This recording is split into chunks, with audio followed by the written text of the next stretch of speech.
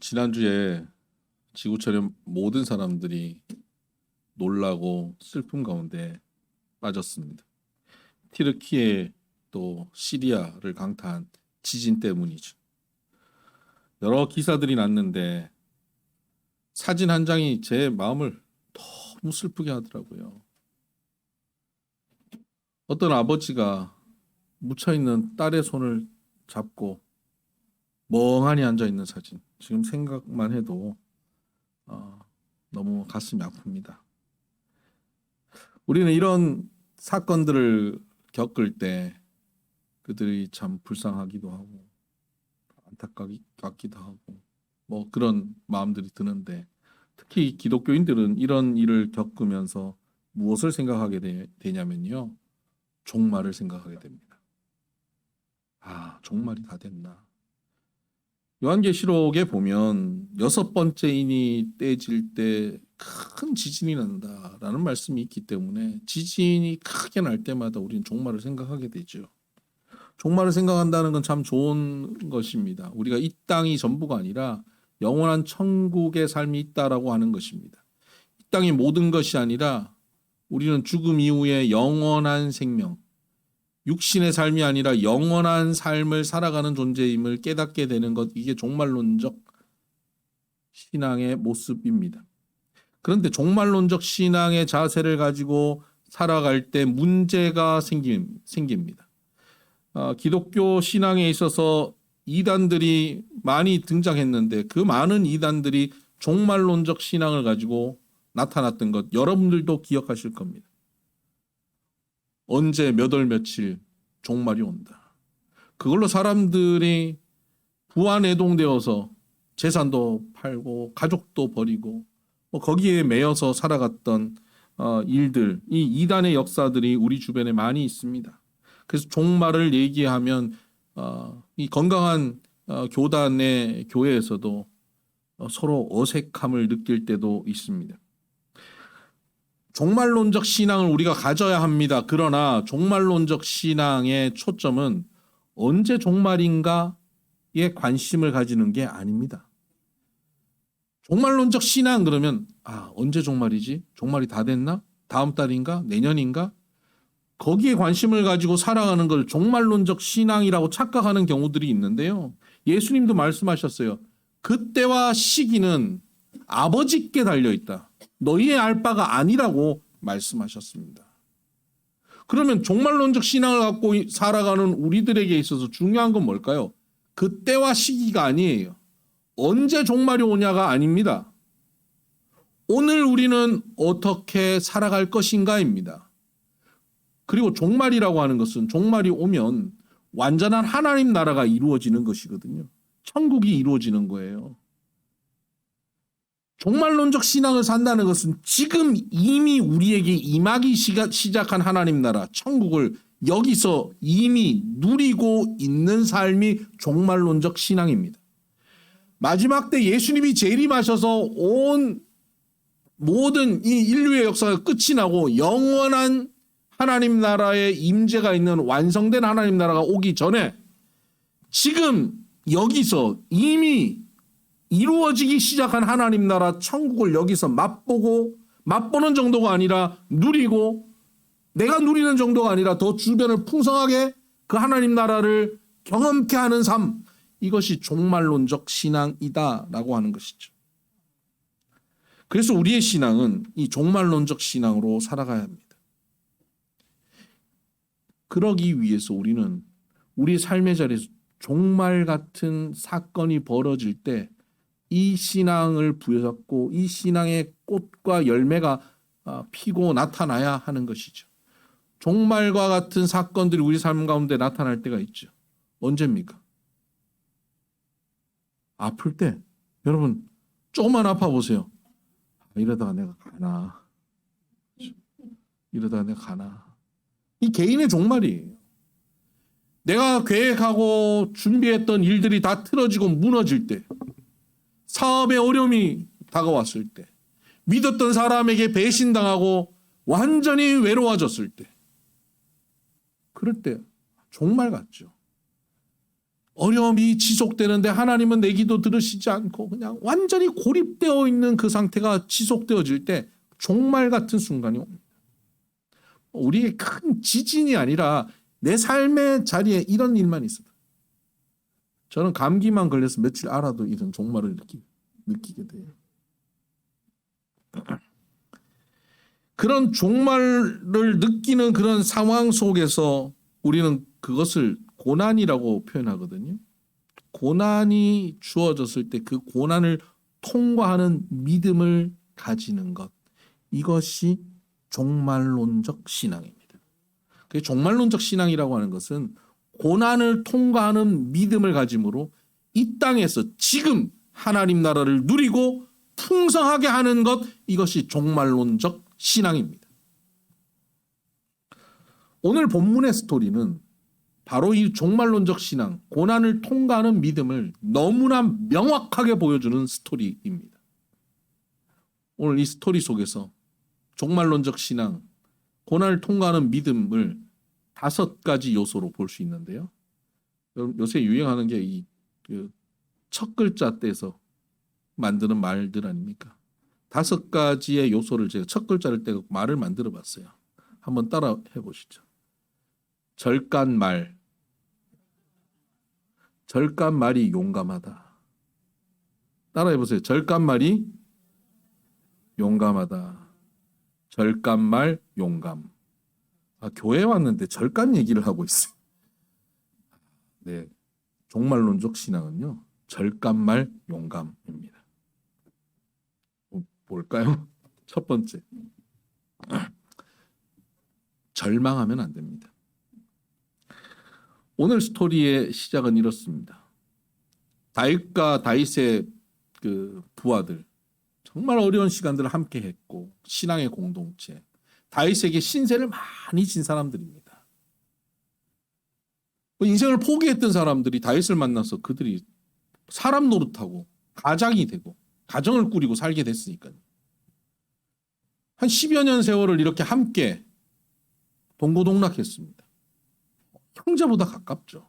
피나눈 형제보다 가까운 사이입니다. 근데 이들이 시글락성이라고 하는 곳에 함께 정착해 있었는데, 이 전쟁이 나서 이들이 전쟁터에 잠깐 나갔다가 돌아오는데, 시글락성에 돌아오니까 흰 연기가 나고 있어요. 뭡니까? 누군가 그 성을 침입했고 성을 불태워버린 겁니다. 잠깐 비운 상태에서 아말렉이라고 하는 족속이 와가지고 거기를 다 불태우고 부녀들을 다 잡아가 버린 겁니다. 모든 재산을 탈취해버린 겁니다.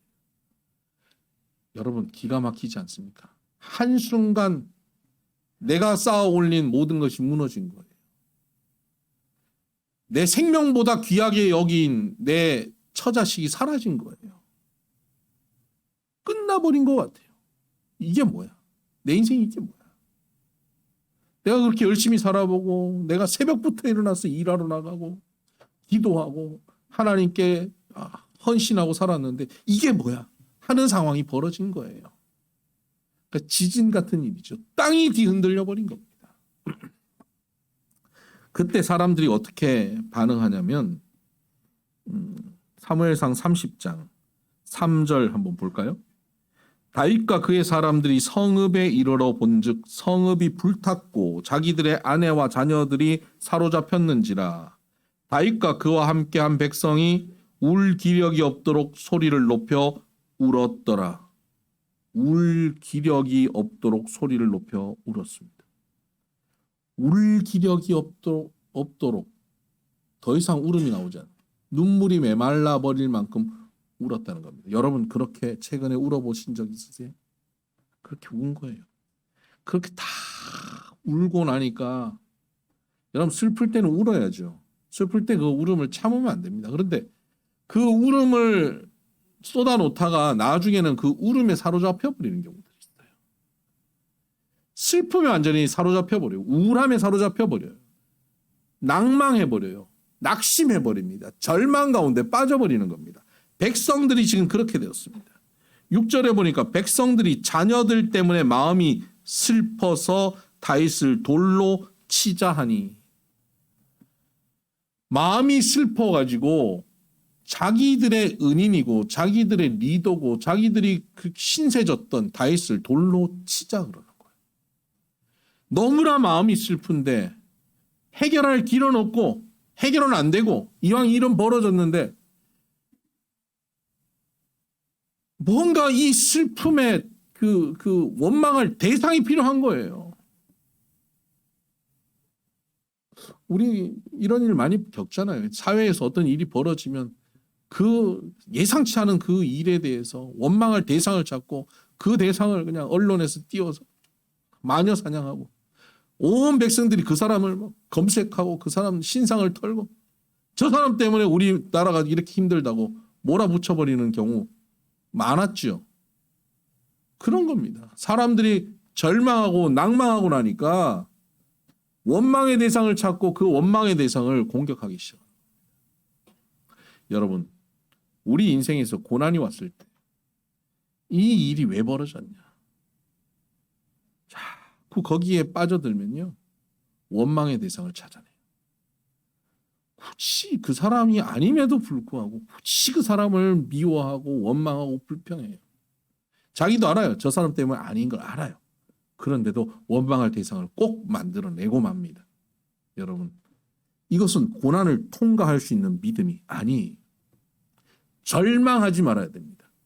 절망할 상황이 모든 인간들에게는 주어져요.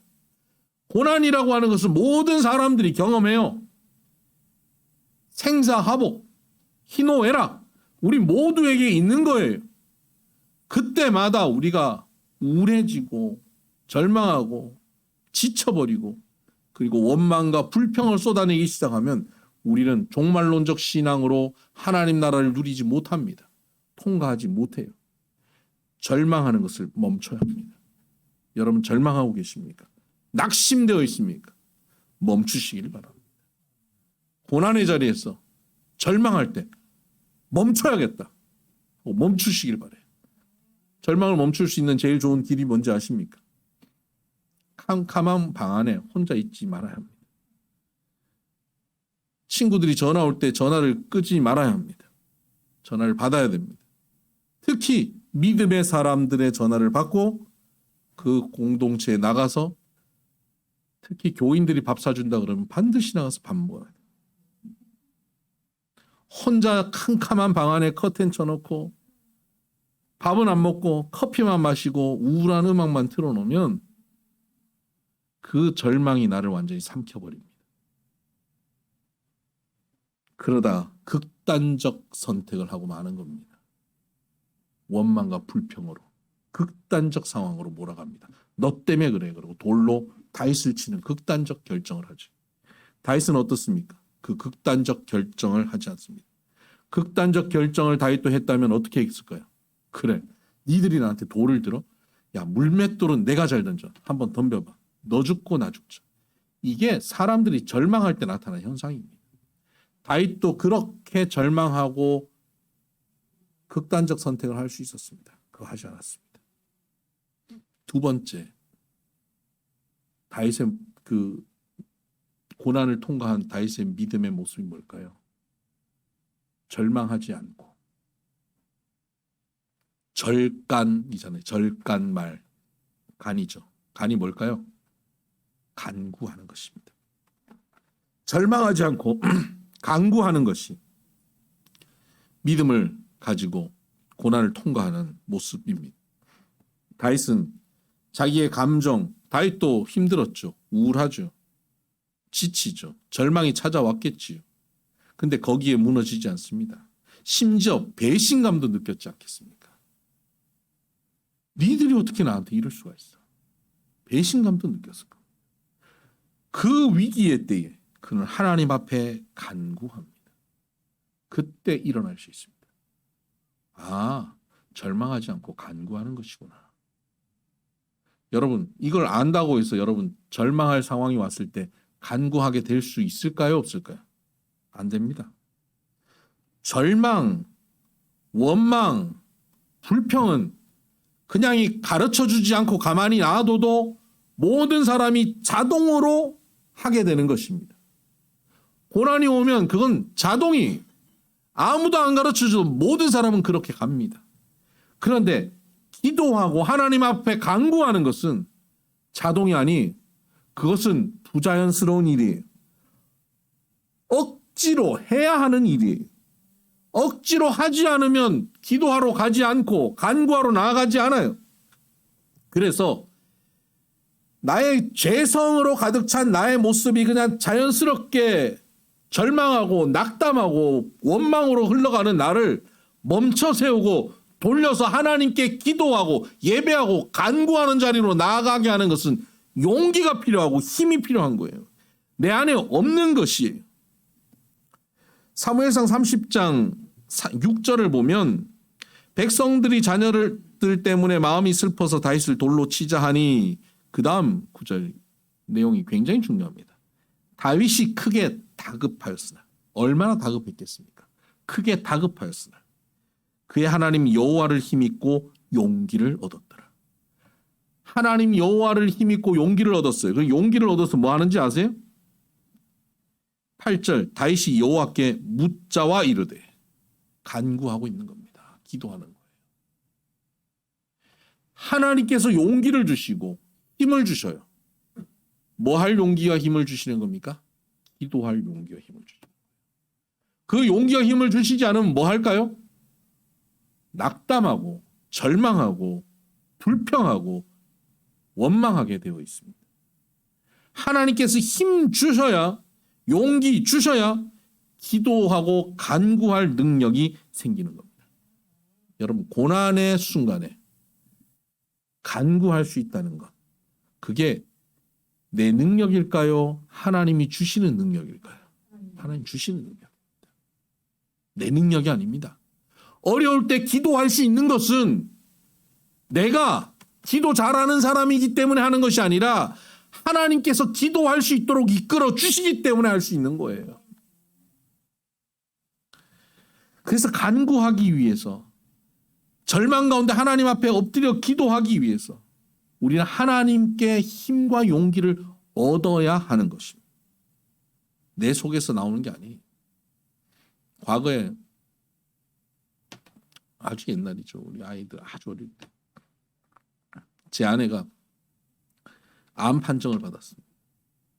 그때만 해도 굉장히 젊은 나이에 암 판정을 받았기 때문에 충격이었습니다. 하나님께 이렇게 헌신하고 우리 하나님 앞에 이렇게 열심히 살았는데 왜 우리 가정에 이런 암을 주셨냐. 저는 그 암 판정 딱 받는 순간 캄캄해졌어요.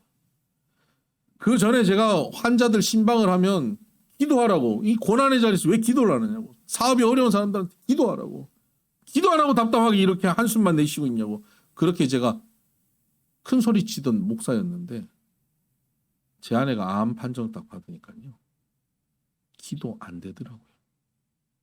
목사인데 기도 한마디 안 나와요. 주여, 안 돼요. 아니, 하기 싫어요.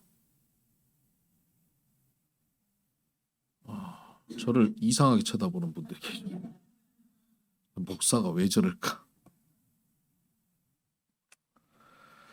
그런데 그날 저녁에, 목요일인데 그날 저녁에, 목요일마다 제가 어린이들, 청소년들, 청년들, 교회학교 교사들 데리고 청계산에 매주 산기도를 가는 프로그램을 정착해서 3년째 하고 있었어요.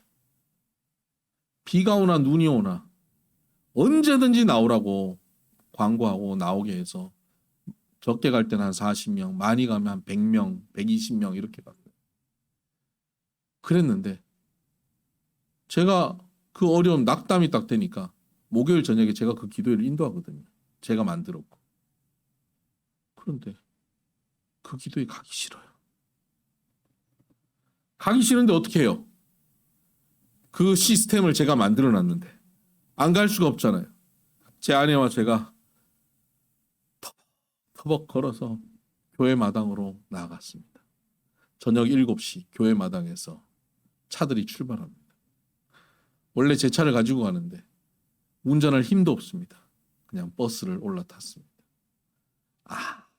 아무 말도 하기 싫습니다. 산에 올라서 기도를 시작하는데 모두 기도하는데 저는 기도가 안 돼요. 멍하게 하늘만 쳐다봤어요. 기도 마무리할 때쯤 제 친구 목사님이 아이들을 불러 모으고 선생님들을 불러 모으고 우리 가정의 상황을 얘기합니다. 목사님과 사모님 위해서 우리 기도하자. 모두 모여서 저희들 몸에 손을 얹고 기도하는데 주여 하고 부르짖는데 막혔던 기도의 문이 확 열리는 거예요. 간구할 힘이 없었는데 간구가 돼요. 하나님이 힘과 용기를 주어서 다윗을 간구하게 하셨던 바로 그 일이 제게 일어난 거예요. 그리고 그 자리에서 변화가 시작되고 우리는 그 고난을 완전히 승리하고 이겨내게 되었습니다. 여러분, 여러분의 삶의 자리에 고난이 찾아오면 기도 안 나올 겁니다. 그때 하나님께 힘과 용기를 힘입어 기도의 자리로 나와야 됩니다. 근데 그 힘과 용기를 힘입는 가장 손쉬운 방법이 뭔지 아십니까? 나를 위해 기도하는 사람들 사이에 있는 겁니다. 그때 힘과 용기를 얻습니다. 믿음의 사람들에게 둘러싸여 있는 거예요. 그 기도하는 저 보세요. 기도하기 싫은데 기도하는 시스템에 터벅터벅 나아갔잖아요. 그냥 그 자리에 있기만 했잖아요. 그런데 하나님께서 힘과 용기를 주셔요. 어느 날 너무 지쳐서 오늘은 교회 가기 싫다. 너무너무 힘들다. 아무도 나 건드리지 마. 하는 그때 그날 교회 나오셔야 돼요. 오늘은 그냥 예배만 드리고 그냥 빨리 가버려야지. 누구하고 말도 하기 싫다. 그때 밥 먹어야 돼요. 그때 커피 마셔야 돼요. 그때 앉아 있어야 돼요. 그러면 사람들이 와서 막 얘기해요. 그 얘기도 짜증나는 얘기도 막 있어요. 그런데 듣다 보면 변화돼요. 눈물이 나요. 기도를 부탁하게 돼요. 그때 하나님께서 힘과 용기를 주어서 기도할 수 있도록 간구할 수 있도록 만들어 주십니다. 이게 두 번째입니다. 절망하지 말라. 간구하라. 절간말이 용감하다.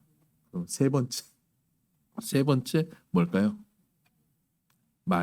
말씀입니다. 말씀을 붙잡아야 됩니다. 다윗이 하나님께 기도했습니다. 8절입니다. 다윗이 여호와께 묻자와 이르되 내가 이 군대를 추격하면 따라잡겠나이까 하니 여호와께서 그에게 대답하시되 그를 쫓아가라. 내가 반드시 따라잡고 도로 찾으리라. 아멘.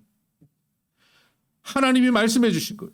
네가 반드시 따라잡고 도로 찾을 것이다. 다 끝난 것 같은데. 에이, 이제는 불가능한데. 완전히 낙담했는데. 이 부하들도 다 낙담하고 나 죽이겠다고 지금 덤벼든 이 상황인데 내가 지금 여기서 어떻게 살아날까? 내 목숨만 부지해도 괜찮을 것 같은 상황인데, 아니 그것도 기적인데 따라가서 다시 찾아온다고요? 누구하고 가서 전쟁해요? 이것들이 지금 나 죽이려고 하는데 누구하고 제가 가서 전쟁합니까? 현실 상황은 도저히 있을 수 없는 일이 벌어지고 있어요. 근데 말씀은 그것에 완전히 정반대예요. 말씀은 현실과 완전히 맞지 않는 논리적으로 합리적으로 이해할 수 없는 말씀이 내게 주어진 것입니다. 그때 다윗은 눈에 보이는 현실을 붙잡은 것이 아니라 말씀을 붙잡았어요. 합리적으로 이해되는 상황을 붙잡은 것이 아니라 비논리적이고 합리적이지 않는 하나님의 말씀을 붙잡았어요. 아멘한 거예요. 여러분 그럴 때 있죠. 이거 도저히 이 상황 이 말씀이 이게 될까 싶은데 그냥 그 말씀이 아멘 되어질 때 있지 않습니까? 그것이 하나님이 내게 주신 말씀이에요. 그 말씀을 내가 붙잡았습니다.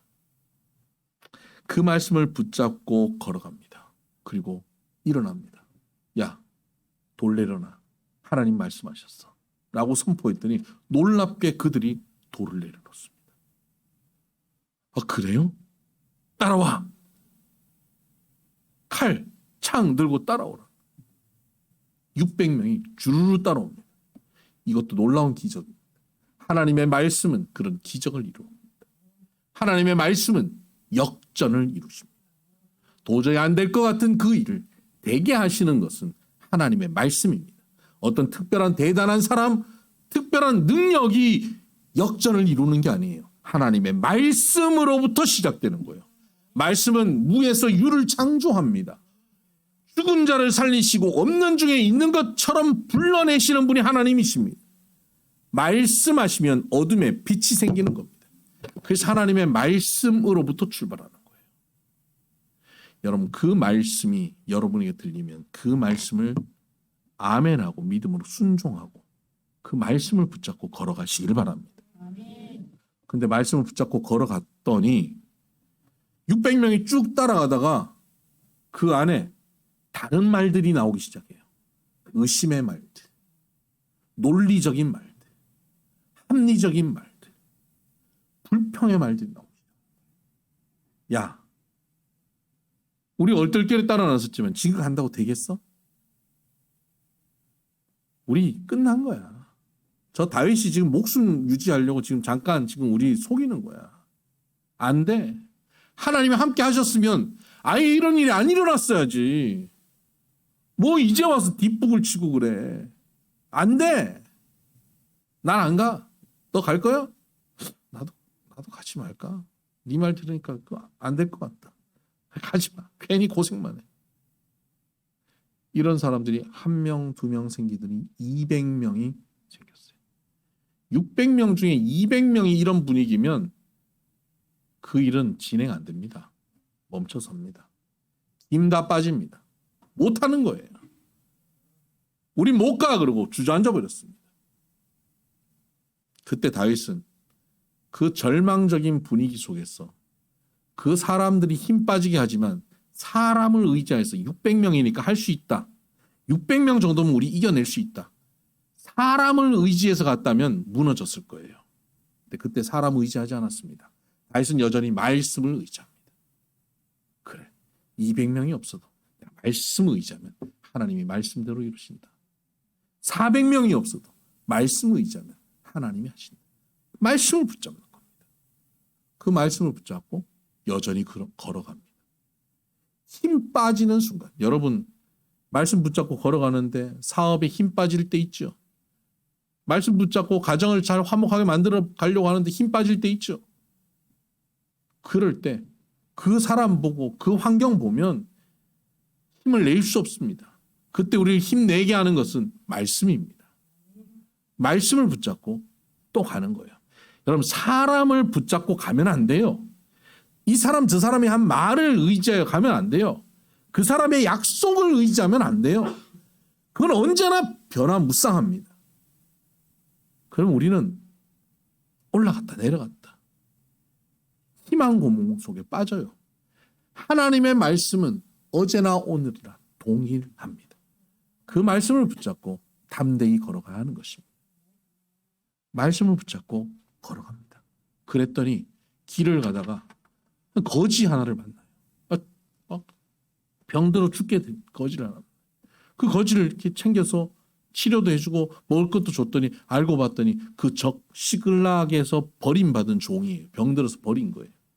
그 종을 잘 치료했더니 이 종이 어떻게 합니까? 은혜를 갚겠다고 고급한 정보를 다 알려줘요. 그래서 그 정보를 바탕으로 가가지고 손쉽게 시글락을 치고 모든 가족들 되찾고 잃어버린 재산들 찾고 그들 그 아말렉 사람들이 다른 데서 빼앗았던 전리품들을 다 되찾아서 오히려 더 풍성하게 역전을 이루게 되는 것입니다. 말씀을 붙잡을 때 하나님께서는 이렇게 놀라운 역전의 역사를 이루어 가신다는 사실을 기억하시기를 주의 이름으로 축복합니다. 절간말 용감, 용입니다. 절간말이 용감하대요. 용입니다. 용이 뭘까요? 용납. 이제 역전에서 돌아오는데 한참 돌아오다 보니까 저쪽에 누가 있을까요?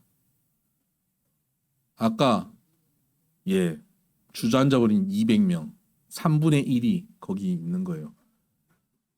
보니까 막 엄청난 떼들이 오는 거예요. 승리했거든요. 그러니까 그들이 막 좀 전과는 다르게 다윗 만세 그러고 외치고 오는 거예요. 사람이 이렇게 간사합니다.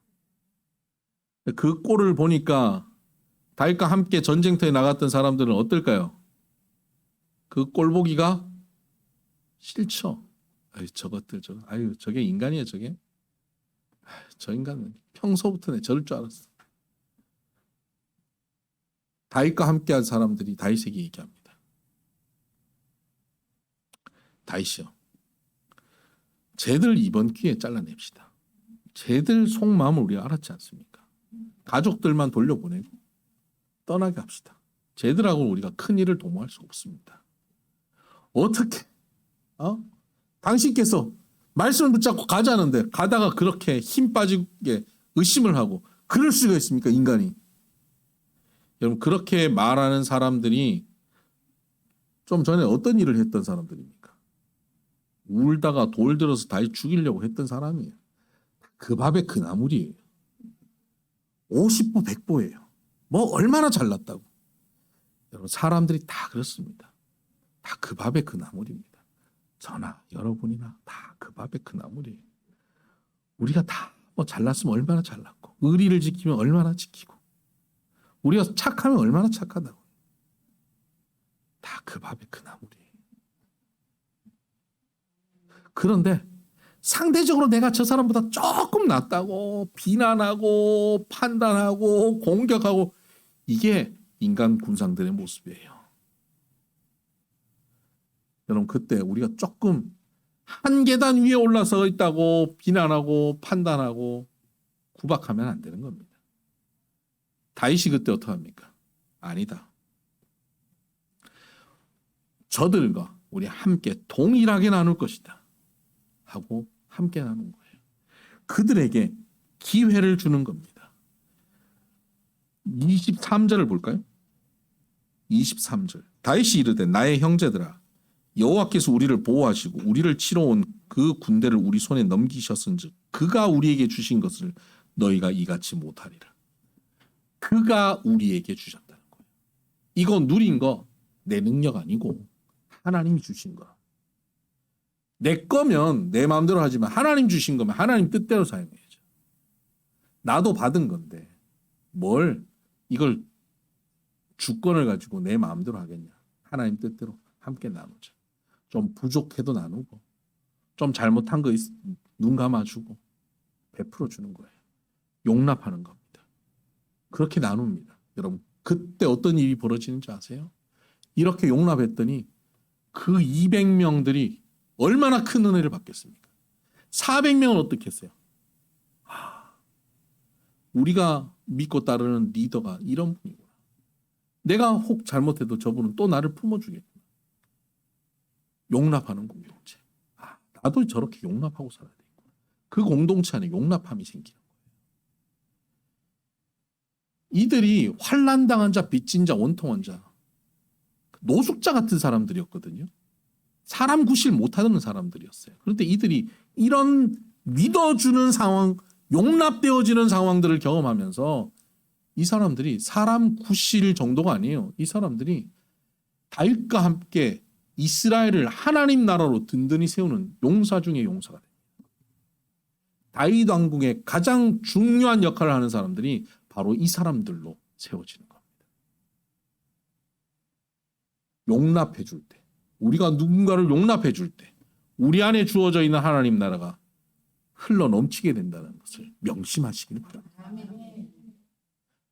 마지막입니다. 절감말이 용감. 감이 뭘까요? 감사하는 것입니다. 다윗은 그렇게 탈취물을 가득 모아왔습니다. 그리고는 그것을 우리끼리 잘 분배하고 우리끼리 나누는 것이 끝나지 않았습니다. 다윗은 그것을 26절을 볼까요? 다윗이 시글락에 이르러 전리품을 그의 친구 유다 장로들에게 보내어 이르되 보라, 여호와의 원수에게서 탈취한 것을 너희에게 선사하노라 하고, 선사하는 거예요. 선물하는 거예요. 갚아주는 겁니다. 그리고 27절 베델에 있는 자와 남방 라못에 있는 자와 얏딜에 있는 자와 쭉 내려와서 31절에 가면 헤브론에 있는 자에게와 다윗과 그의 사람들이 왕래하던 모든 곳에 보내었더라. 다윗과 함께하던 자, 이 사람들은 먹고 사는 게 매일 문제였던 사람들. 이 사람들이 왕래하는 곳마다 이 사람들을 돕는 사람들이 있었을까요? 없었을까요? 있었어요. 있었기 때문에 이들이 먹고 산 거예요. 가는 곳마다 민폐를 끼쳤어요. 그리고 이 사람들에게 먹을 거 나눠준 사람이 있고 이 사람들을 격려해준 사람들이 있어요. 도와줬던 사람들이 있어요. 그 사람들에게 나 잘 됐을 때 모른 척하지 않았다는 거예요. 감사를 표현한 거예요. 여러분, 감사는 쉽게 부패합니다. 도움받을 때는 참 감사하다라고 생각하지만 시간이 흘러서 나 잘 되고 나면 그 감사 다 잊어버리고 나 잘 된 게 다 내 공 때문에 잘 된 줄 알아요. 쉽게 부패해요, 감사는. 여러분, 지금 감사할 사람들이 떠오르면요, 감사하셔야 돼요. 고난을 믿음으로 통과하고 난 다음에 감사할 때 우리는 종말론적 신앙으로 완전히 승리하고 하나님 나라가 더 풍성하게 이루어지는 것입니다. 여러분, 우리는 늘 고난을 만나게 됩니다. 그때마다 우리는 종말론적 신앙으로 그 고난을 통과해야 됩니다. 어떻게 해요? 절간 말 용감. 절간 말이 용감합니다. 절망하지 말고 간구하고 말씀을 붙잡고 용납하고 감사함으로 종말론적 신앙으로 승리하는 저와 여러분 되길 주의 이름으로 축복합니다. 기도하십시다.